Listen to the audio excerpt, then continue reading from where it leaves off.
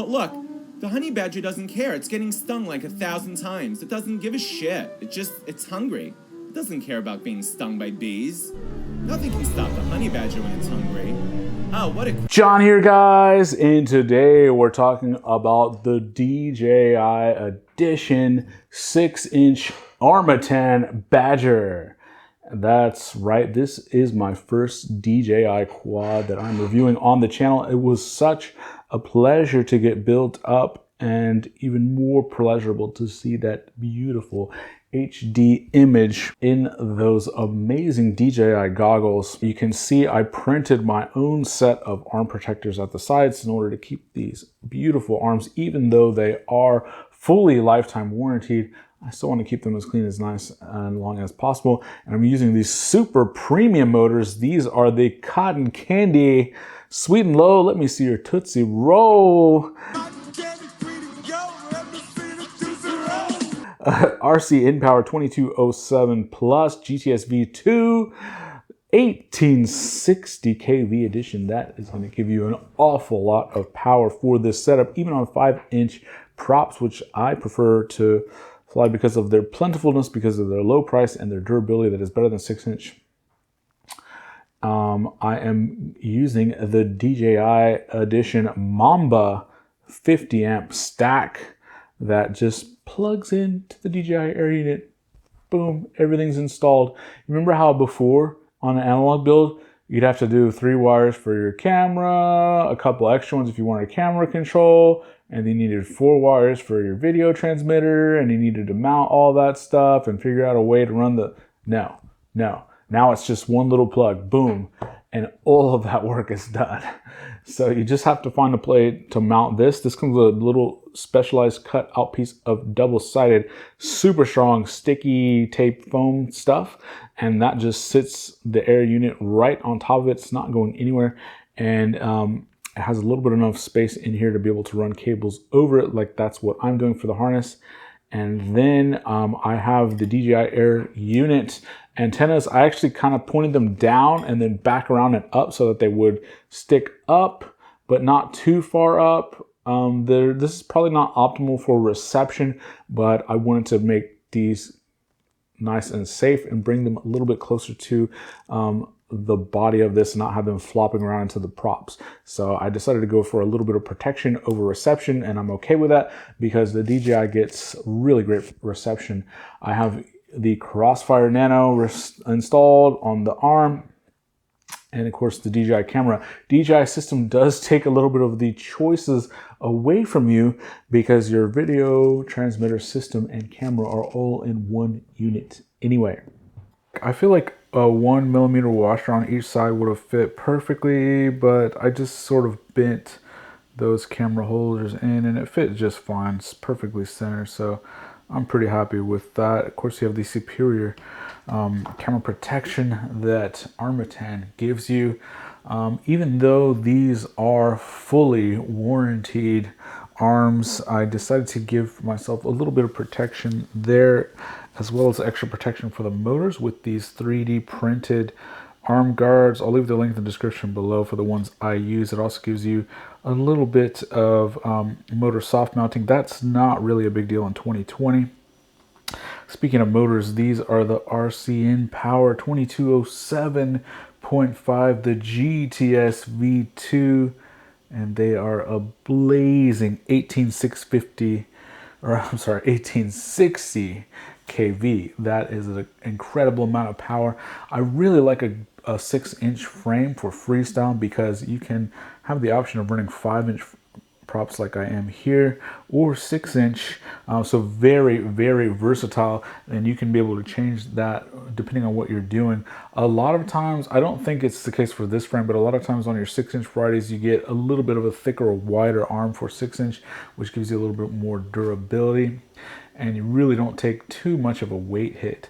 The build for this was, even though this frame is built up for DJI, it was still a little bit tricky. You can see the air unit right here at the back, the individual arms of the Badger, and of course the DJI Edition Mamba stack right there. Going to be talking about that a little more detail on the channel very soon. And then right here, I have my Crossfire receiver, and I'm running my Mortal T on the arm this time, trying something a little bit different than I usually run them at the back. And I have the DJI antennas from the air unit right here sticking up right here at the back.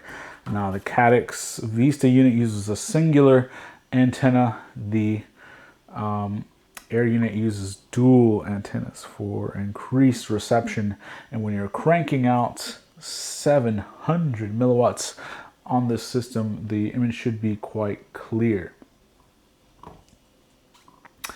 I really enjoy having a purpose-built edition of this frame.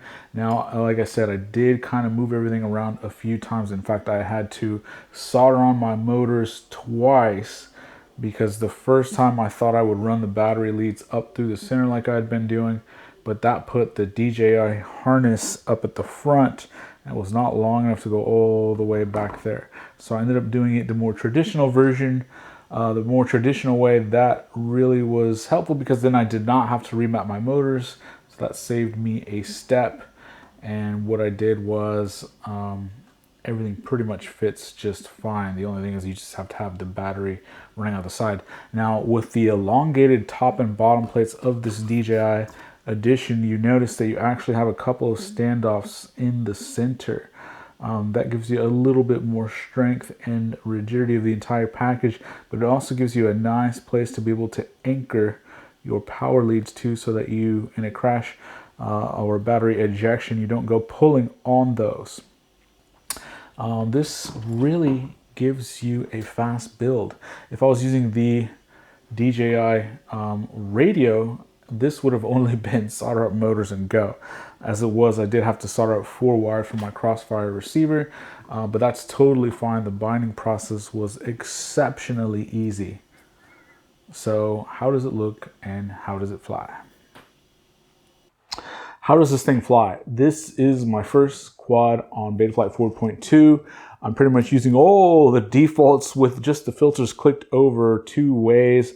And my goodness, I don't know if it's the frame or the DJI system or the 4.2, but it flies so smooth. And I guess I probably have to attribute it to the frame or Betaflight, because just almost letting my hands off the sticks, it can just track so laser-like in the air with no inputs, no wobbles, so smooth, so amazing. So check out the footage. I have been using both DJI's focus mode on and off to try to see if that makes a difference in the latency.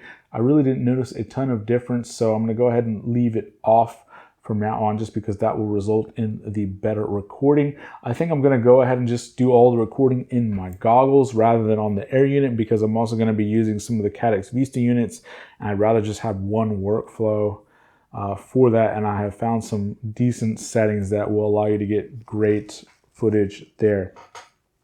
So as you are converting over to the DJI system, are you using the air unit? Are you using the Caddx Vista unit? Are you using these specialized frames like this?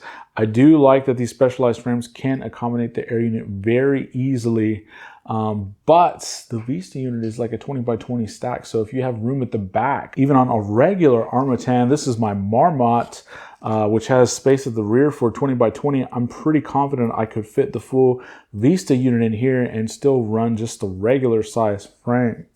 I'll put the difference in weight between these two. This has actually larger motors, but I'm pretty sure that the DJI system comes in a little bit heavier. You can see right there, if I put them front to front, that you do get about an extra 15-20 mils at the rear, but that's okay. And this is just a great build choice, guys.